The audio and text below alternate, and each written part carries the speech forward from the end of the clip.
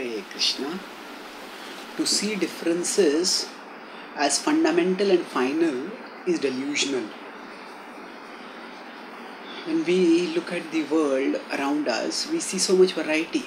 And if we look at people itself, we can see, oh, this person is Indian, this is Pakistani, this is Chinese, this is American.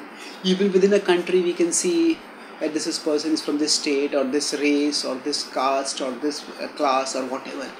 Now, when we see such differences which are natural and immediately apparent to our sensory perception, what do we do after that? If we consider these differences themselves as final, as fundamental and final, then that is perception in the mode of passion. Actually, Krishna talks about knowledge in the three modes in the Bhagavad-gita 18.20, 21 and 22. And in 18.21 he says that one who sees that there are different bodies, and when he sees that these differences in the body, they are themselves indicative of the final nature of the soul. Those people are seeing in the mode of passion. So actually, in the mode of passion, when we see that पृथक्त्वेन तु यज्ञानं नाना भावान् पृथक् विधान् वेत्ति सर्वेषु भूतेषु तज्ज्ञानं विद्धि राजसम्. पृथक्त्वेन तु यज्ञानं पृथक्त्वेन. Pruthak means different.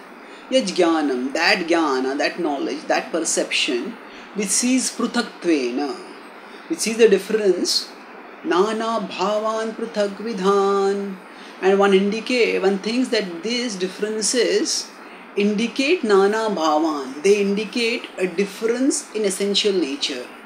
Vetti sarveshu bhuteshu, and sees all living beings as not just different physically but also different essentially in terms of their nature. Tajjnanam viddhi rajasam, that is knowledge in the mode of passion. So here Krishna is telling us that knowledge, when we see things, see external differences to be essential differences, so that is in knowledge or perception in the mode of passion. So actually, this will keep us always divided, always conflicted, always set up for confrontations and conflicts and catastrophes eventually. So the Nazis saw the Jews as being fundamentally different from them. The whites saw the blacks as fundamentally different from them.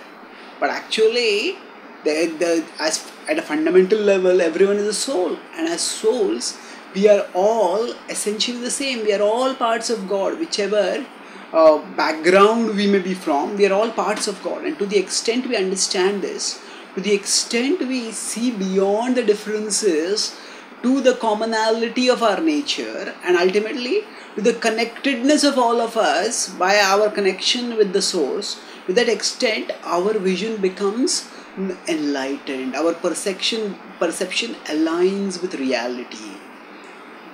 So when we look at others and we see the differences and we see only the differences, we think that if we think these differences are fundamental, that means they come from an essential being, and final, that means these differences are irremovable, then that is a sign of delusion.